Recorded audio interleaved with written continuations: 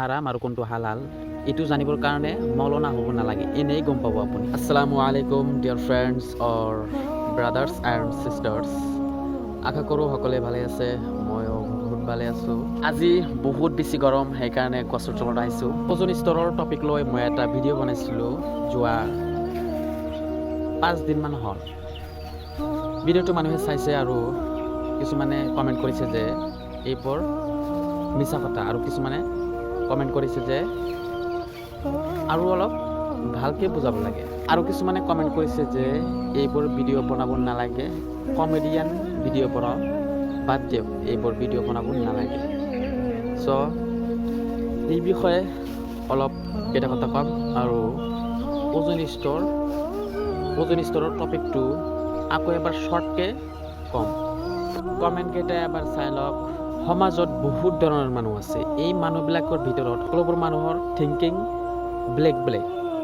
সেইকাৰণে কোনো এটা টপিকক লৈ কিছুমানে ভালকৈ কমেণ্ট কৰে আৰু কিছুমানে বেয়াকৈ কমেণ্ট কৰি থাকে এইটো নেচাৰেল এইটো হ'বই সেই বুলি মই কেতিয়াও বেয়া নাপাওঁ কোনোবাই বেয়াকৈ কমেণ্ট কৰিব সেইটোৱে চাম কোনোবাই ভালকৈ কমেণ্ট কৰিব সেইটোৱে চাম আৰু এটা কথা ডিয়াৰ ফ্ৰেণ্ডছ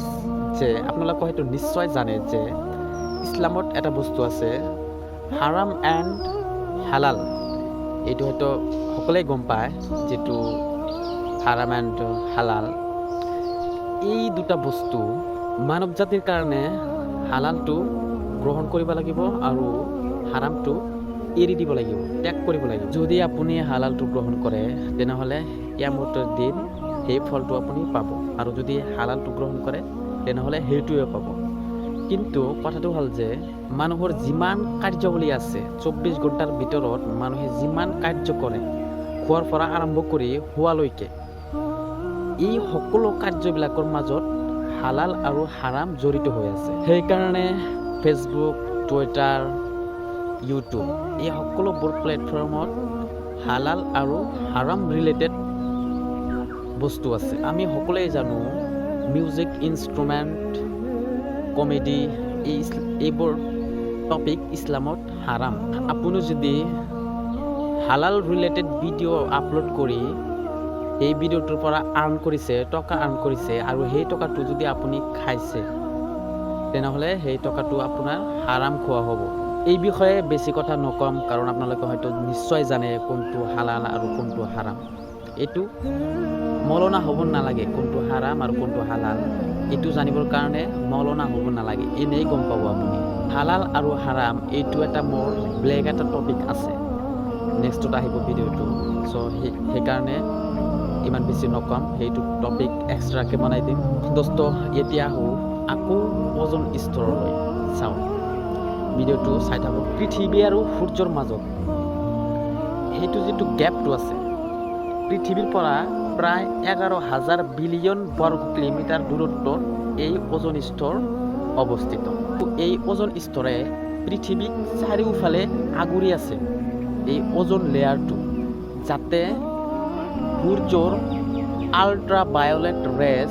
পৃথিৱীলৈ আহিব নোৱাৰে আমি জানো যে সূৰ্যৰ পোহৰ নহ'লে মানুহ জীয়াই থকাটো সম্ভৱ নহয় কাৰণ সূৰ্যৰ পোহৰ আমাক লাগিবই এইটো বাধ্যতামূলক কিন্তু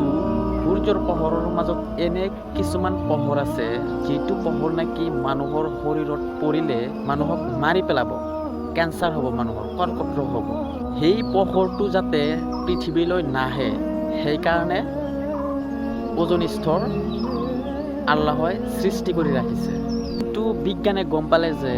এই লেয়াৰটো ওজন স্তৰটো লাহে লাহে পাতল হ'বলৈ ধৰিছে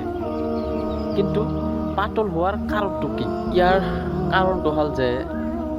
আমি নিজকে মৃত্যুৰ দিশলৈ ঠেলি দি আছোঁ কেনেকৈ চাওক আমি সৃষ্টি কৰা